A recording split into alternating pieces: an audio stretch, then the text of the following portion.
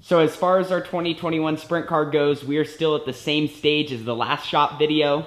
Welcome back to the YouTube channel though. Before we really get into today's video, I really wanted to show you guys the sprint car and let you know why we don't have a shop vlog for this week. Well, remember how in the last shop vlog I said we were waiting on titanium studs for the motor plate? Well, we got those studs, but they happened to be the wrong one. And that's really what's been holding up our operation, so we did not get much work done this week. I shot a little bit of footage because really the only thing to do was my least favorite job in the shop, and that was to drill some Nerf bars. So I got all of these drilled. I'll show you guys that in next week's episode though. But I figured I'd give you guys an update on the race car anyway. We'll have another shop vlog next week when we're able to get back to work. Hopefully we'll have all the right parts to really finish building this thing.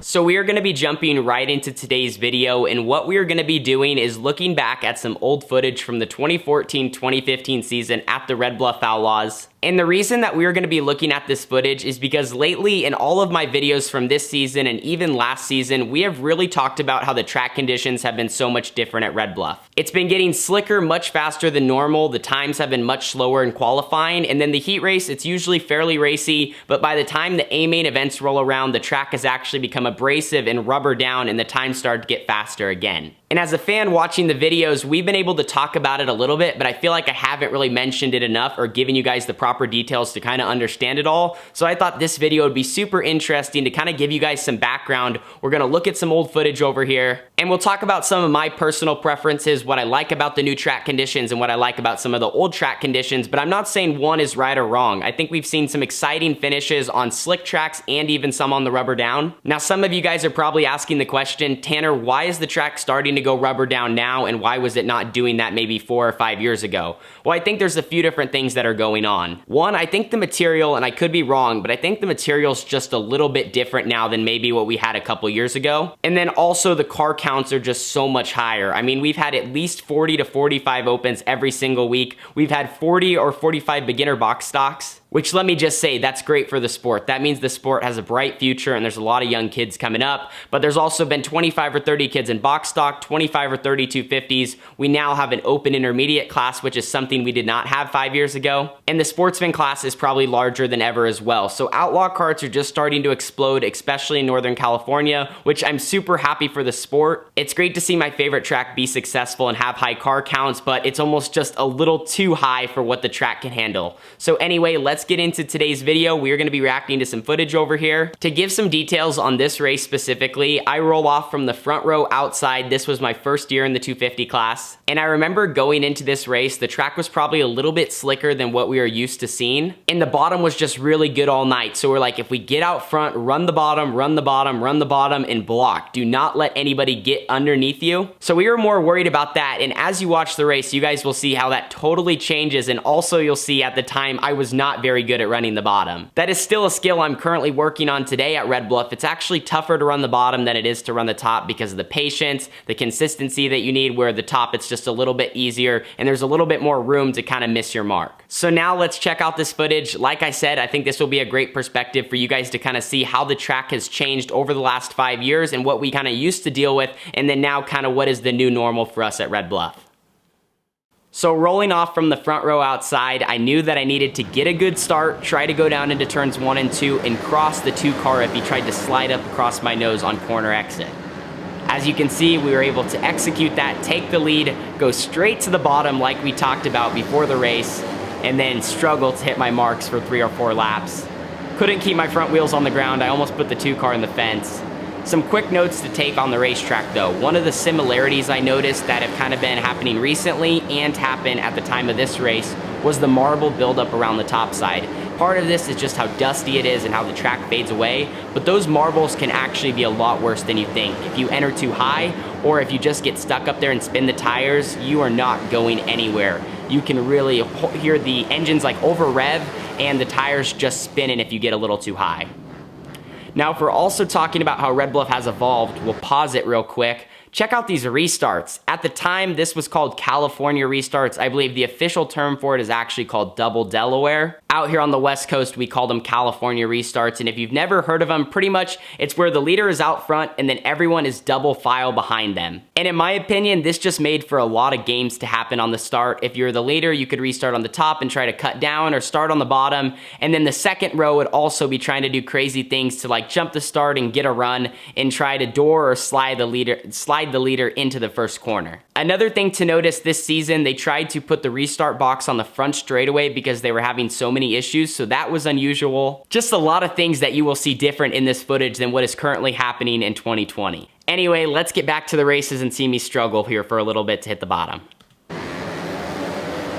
38 was right on my right rear. We maybe make a little bit of contact.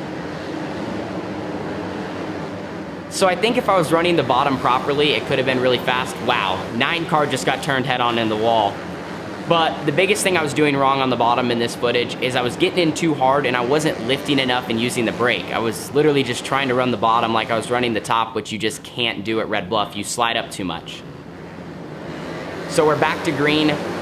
In this footage, for some reason, you guys gotta tell me what you think, but these are the 250 class, so they're slower than the opens, but it looks like we're going just as fast as the opens almost go now. And I think part of it, obviously lap times were faster, but I think it's the aggressive banking, and that's something you might be able to notice. It seems like the track's just overall kind of wider and the banking's more aggressive. So when you're running the top side, you could run it much harder because there was so much to hold you. You drive in on the gas, you drive off on the gas, and the banking kind of rotates you through the corner. And then if you're running the bottom, you slow down a lot and it's just so much shorter around. Now I want to pause it also here because a key thing just happened when I mentioned the California restarts. The 57 restarted on the second row outside, and she had a run off the top because of that banking that she used and because I restarted on the bottom. And that's one of the main things that used to happen all the time is a car would restart on the top and they would just bomb the guy into one. Not quite sure why she didn't try to slide me. She definitely had the run too. We'll even watch it one more time here. As you can see, I take off. She has a huge run. If she dives into my left rear, or below my left rear, I should say, she could have slid me, but the 57 and 38 were right there all race. They were probably just as fast as me, just so many yellows were kind of interrupting the pace. But I started moving up to the top side of the racetrack. I could really just sling it in there. There was a big crease, and I feel like that's something that we have at Red Bluff, but one of the things that's happened lately, and it's a little bit harder to see in this footage, is the crease has become way rougher, especially at the beginning of the night, and they usually try to fix it as the night goes on, but that makes it tougher to slide cars and just run the top in general. So back to green here, 38 and 57 are actually even on that start, which makes it tougher for the 57 to make a move from second. This whole race though, man, I was just gassed up. I really didn't think I had the greatest throttle control because you can almost hear this really loud engine revving out at the end of the straightaway, and I'm pretty sure that was mine because I was set up to run the bottom, but it was just good enough to kind of stay out front and good for restarts. I believe this is the green and white right here. So back to green, 57 follows me into turns 1 and 2. And she tries to go to the bottom in the last corner, and I almost celebrate too early. You see the hand out the window, and she was right there. So we almost actually let one away there, but was able to pick up the win. Don't listen to these burnouts. Absolutely rod checked the thing. Grabbed the clutch a little bit early on the donuts. Anyway, I was absolutely pumped. This was my 5th win of the season, but I thought it was cool to look back at some of that footage. Hopefully, while you guys were watching that, you could kind of pick up on some different things. Like I said, the aggressive banking, the marble buildup, that is kind of similar. Even to just how we used to restart the race and how the cars looked when they were going around the racetrack. I feel like it's just so much different. Now, every single time you see a Red Bluff Outlaw highlight video, it's just straight rubber. Which, like I said, that's not necessarily a bad thing. I'm not dogging on the track conditions that we have now. It's just interesting to kind of see change in one racetrack that has literally been running for almost 40 years now. Now, as far as track conditions go, if we're talking about what my favorite style of racetrack is, it's probably exactly what we saw in that A-main event. Really, really slick, a good bottom, a good top, and the track is wide enough and racy enough to be able to slide each other and make moves in order to win the race. I feel like where I'm fastest is literally on that style of track. As far as lap times go, that's usually when the open class was turning about 8.9s to 9.0s to 9.1s. That's where it seems like it's the raciest. But for example, this last weekend at Red Bluff, those were the exact times that we were turning, but that was in rubber, and I believe the track is slower because one, it's a little bit longer on the straightaways. That's gonna be really hard to tell from that video to my video, but I'm pretty sure the track is just a little bit longer and the banking is different on both ends, so overall it's just slower. We're not able to turn the fastest times at the beginning of the night like we're able to, and then at the end of the night it's also off as well. We will be back at the Red Bluff Outlaws this Saturday night for points race number 4. After our best finish of the season during points race number 3, the 18T has a win coming soon, man. We've been so extremely quick, just haven't been able to put every lap together to win an A main event. But anyway, we will talk soon. If you guys enjoyed this video and got some value out of it, please slap a like on it. Also, help us get to our goal of 40,000 subscribers by the end of 2020. But anyway, we have a lot more fun content coming out to finish 2020. It's gonna be an exciting December, and hopefully you guys are here to ride along with me. See you on the next one. Deuces.